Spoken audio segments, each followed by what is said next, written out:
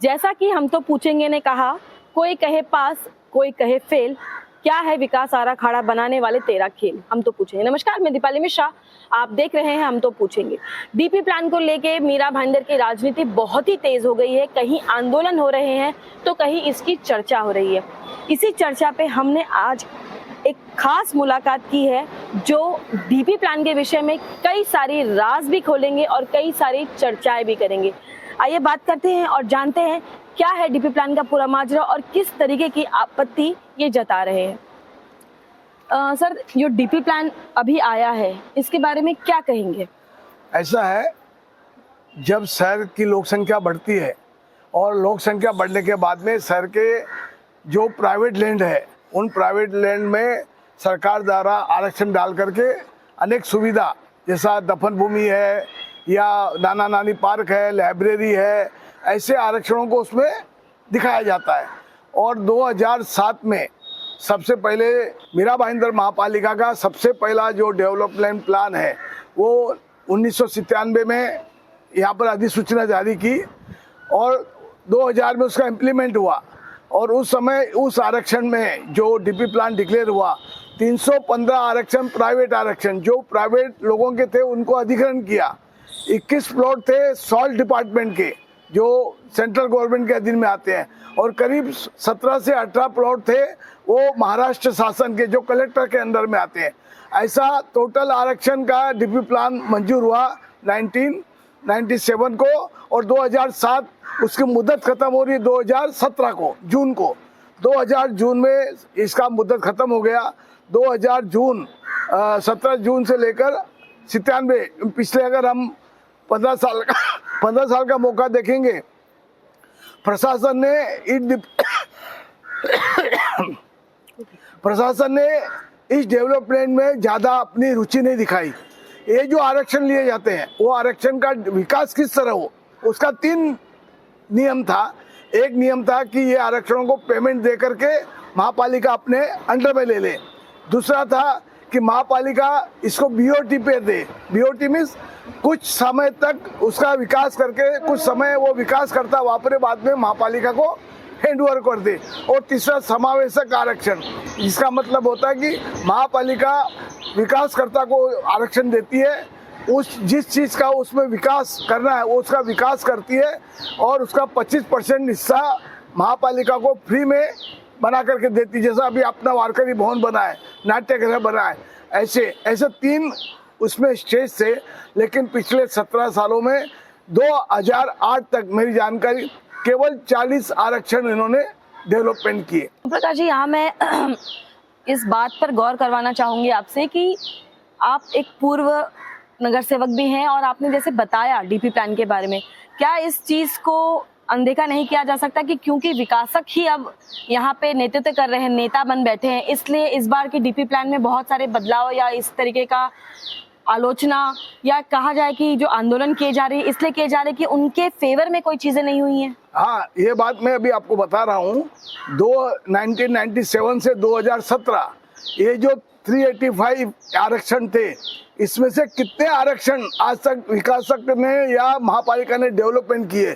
सत्ता 2002 से लेकर 2017 तक भाजपा, राष्ट्रवादी कांग्रेस सबकी सत्ता रही, लेकिन सभी लोगों ने इसको अनदेखा किया। उसका कारण है कि यहाँ पर जितने विकासक हैं, मेरे पास पूरी जानकारी है, करीब 150 आरक्षणों पर टीडीआर लिया गया। टीडीआर का मतलब right to transfer development rights. विकासक ने अपनी जमीन दी, जमीन के सामने उससे अधिक दूसरे प्लॉट में बांधकाम की परमिशन, लेकिन विकासक ने टीडीआर भी लिया और भूखंड भी खा दिया। वो भी आज तक उसकी इंक्वायरी नहीं हुई। मैंने महासभा में अनेक बार विषय उठाए। तो आज का जो डीपी प्लान जो मंजूर हुआ है उसमें जो एक मुद्दा बनाया गया है कत्ल खाने का, ये कत्ल खाना एक दिखावा है। मैं भी उसका पूरा विरोध करता हूँ। कत्ल खाना इस शहर को जरूरत नहीं है, कत्ल खाने की कोई जरूरत नहीं। कोई इतना बड़ा भाईंदर का विकास हुआ कि यहाँ पर इतने बड़े लोग खाने को आए हैं या इतना बड़ा एक्सपोर्ट यहाँ से हो सकता है, इसका विरोध होना चाहिए। विरोध हो रहा है, सही है, लेकिन मैं आपको बताता हूँ यही आरक्षण 97 के आराखड़ा में डीपी प्लान में ये आरक्षण था और ये आरक्षण को स्थायी समिति ने मंजूरी दी मंजूरी ऐसी दी कि इस प्रस्ताव में जमीन अधिग्रहण करके और बाद में 2000 अधिग्रहण करके महासभा में प्रस्ताव ला करके कत्ल खाने का विषय 2000 से लेकर 2017 तक इस विषय को लोगों ने चुप्पी में रखा। उसका दो कारण है। एक, उस समय जो लोक संख्या थी बहुत छोटी थी। आज पूरे शहर में सबसे ज़्यादा लोक संख्या हम बोलेंगे तो राजस्थानी समाज, उसमें जैन समाज, बौद्ध समाज, उसमें उत्तर भारतीय ऐसे लोग आ गए हैं। और ये जो भावनात्मक विषय धर्म से जुड़ा हुआ है, जो कत्ल खाना, उसको उन्होंने फोकस किया। जो 385 आरक्षण पहले के थे उसमें क्या विकास किया इन पार्टियों के लोगों ने, कोई उसके बारे में बता नहीं रहा है। मैं यहाँ आपको रोकना चाहूंगी। अभी हाल ही में मुजफ्फर हुसैन ने एक प्रेस कॉन्फ्रेंस देते हुए कहा कि केवल मुस्लिम समुदाय नहीं है जो नॉनवेज खाता है, इसमें 60% हिंदू समुदाय भी है जो नॉनवेज खाता है, तो कत्ल खाने की जरूरत है। देखिए, आपको मुजफ्फर सेठ बड़े यहाँ के नेता है। मुसलमान का जब बकरी ईद आता है या ऐसा कोई सन आता है जहाँ पर कुर्बानी दी जाती है, महापालिका 2 या 3 दिन के कुर्बानी का यहाँ पर परमिशन देती है उस समय। बाकी के यहाँ पर कत्ल खाने चालू है। जो छोटे छोटे उद्योग है बाहर से लाते हैं या छोटा मोटा इधर उधर काट करके अपना तो खाने का कोई विरोध नहीं है। मैं आपको बताता हूँ, हम तो यहाँ के पैदाइशी है। हमारा जो रहन सहन था, कोली समाज, ये आगरी समाज, इनके साथ में हमारा रहना था। उस समय हमारा जो नमक का व्यापार था भी इनके साथ में। ये लोग जात जन्म से मच्छी खाना या ये मांसाहारी चीज का सेवन करते थे, तो कोई इसका विरोध नहीं हो रहा है। ये राजनीतिक खाली अपने आरक्षणों को बचाने के लिए इस मुद्दे को पैदा किया है। मैं यहाँ आपको रोकना चाहूंगी। अभी हाल ही में मुजफ्फर हुसैन ने एक प्रेस कॉन्फ्रेंस देते हुए कहा कि केवल मुस्लिम समुदाय नहीं है जो नॉनवेज खाता है, इसमें 60% हिंदू समुदाय भी है जो नॉनवेज खाता है, तो कत्ल खाने की जरूरत है। देखिए, आपको मुजफ्फर सेठ बड़े यहाँ के नेता है। मुसलमान का जब बकरी ईद आता है या ऐसा कोई सन आता है जहाँ पर कुर्बानी दी जाती है, महापालिका 2 या 3 दिन के कुर्बानी का यहाँ पर परमिशन देती है उस समय। बाकी के यहाँ पर कत्ल खाने चालू है। जो छोटे छोटे उद्योग है बाहर से लाते हैं या छोटा मोटा इधर उधर काट करके अपना तो खाने का कोई विरोध नहीं है। मैं आपको बताता हूँ, हम तो यहाँ के पैदाइशी है। हमारा जो रहन सहन था, कोली समाज, ये आगरी समाज, इनके साथ में हमारा रहना था। उस समय हमारा जो नमक का व्यापार था भी इनके साथ में। ये लोग जात जन्म से मच्छी खाना या ये मांसाहारी चीज का सेवन करते थे, तो कोई इसका विरोध नहीं हो रहा है। ये राजनीतिक खाली अपने आरक्षणों को बचाने के लिए इस मुद्दे को पैदा किया है। मीरा रोड और भाईंदर में कोई भी जगह खाली नहीं बची, सारी जगह ज्यादातर डेवलपमेंट हो गई। अब बचा है उत्तन। एक तो वैसे डंपिंग ग्राउंड के चलते उत्तन बहुत ही तकलीफ में है, उसके बाद वहां कत्ल खाने की मांग। मुजफ्फर हुसैन ने तो ये भी मांग की है कि डीपी प्लान सही बना है और जो मेट्रो बनने वाली है उसे रिवर्स करके उत्तन वासियों को भी सुविधा देके बोरीवली तक ले जाना चाहिए। तो उत्तन वासियों को किस तरीके से डीपी प्लान में देखते हैं? देखिए, कल मैंने नरेंद्र मेहता का एक वीडियो देखा। उस वीडियो में नरेंद्र मेहता ने पहले तो राजनीति कर ली, मोर्चा ले जाना, शहर को गुमराह करना, जो करना उसने कर लिया।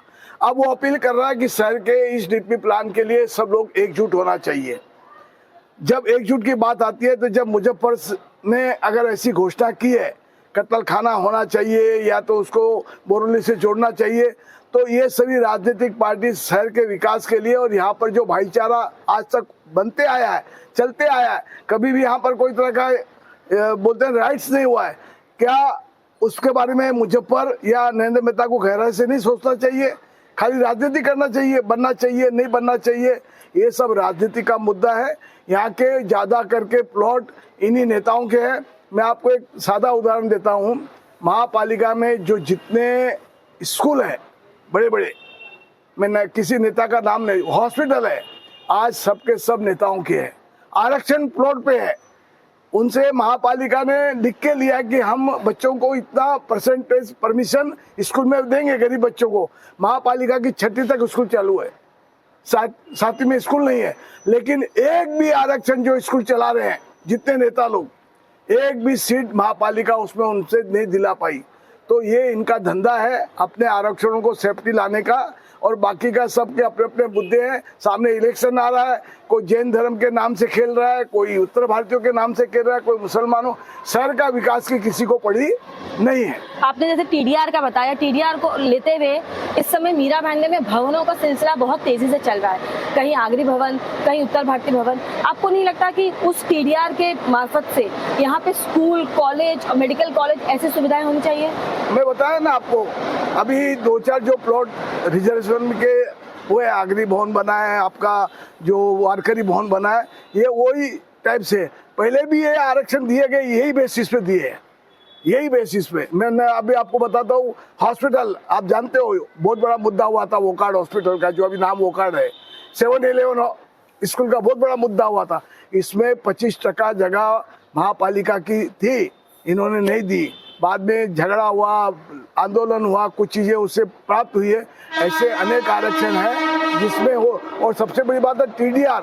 मैं तो बोलता हूँ राज्य शासन को यहाँ पर सीबीआई इंक्वायरी बैठानी चाहिए। पिछले 17 साल में कितने प्लॉटों पर टीडीआर लिया गया, कितने टीडीआर के माध्यम से कितने टीडीआर को कब्जे में 7-12 उतारा महापालिका ने अपने नाम पे किया। ये महापालिका की ड्यूटी है। टीडीआर देने के बाद में ताबड़तोड़ 7-12 उतारा अपने नाम से करना चाहिए, नहीं किया उन्होंने। और टीडीआर के माध्यम से एक और इसमें नई बात बताता हूँ आपको, टीडीआर जिसको देते हैं जिस प्लॉट का, उससे उस प्लॉट का मट्टी भरने का पैसा और उसमें दीवार खींचने का पैसा महापालिका वो विकास से लेती है। करोड़ों रुपया आया।